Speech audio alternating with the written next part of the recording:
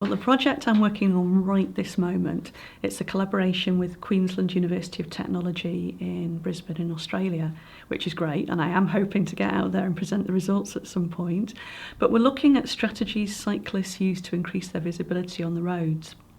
It's a big problem in the UK, as it is in Australia, about how to, well, at one hand, we need to increase the number of people who are cycling rather than making short journeys by car. There's all sorts of problems with air pollution and, of course, with fitness as well. So if you can get people onto a bike, then that is brilliant on so many different fronts. But the problem is that people don't feel safe to do that. In fact, I did a different research project for Leeds City Council about a year ago, looking at how to try and stop people making short journeys in their car. And one of the things we were getting them to discuss was, have you thought about walking or cycling? So the walking, generally people were, it's too far.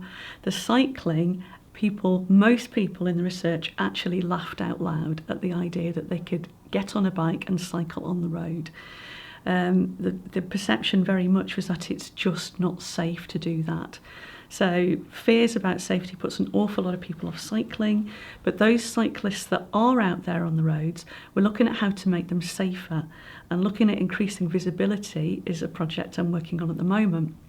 The other researchers that are based in Australia, they are experts on vision and driving and what makes cyclists or pedestrians more visible.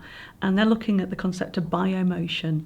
And that's the idea if you can see people moving, then they're much more visible and you can see them much earlier.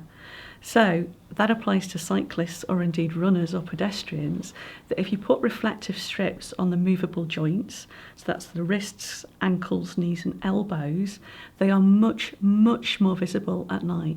In fact, motorists can spot them 2 or 3 times the distance than if they were just wearing reflective strips or just wearing lights.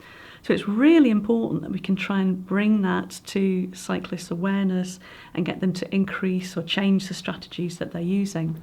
So we're doing a series of research studies looking at the strategies that cyclists currently use, and we're going to try and make recommendations to manufacturers about what they should be doing to change the apparel that they sell to help make cyclists safer.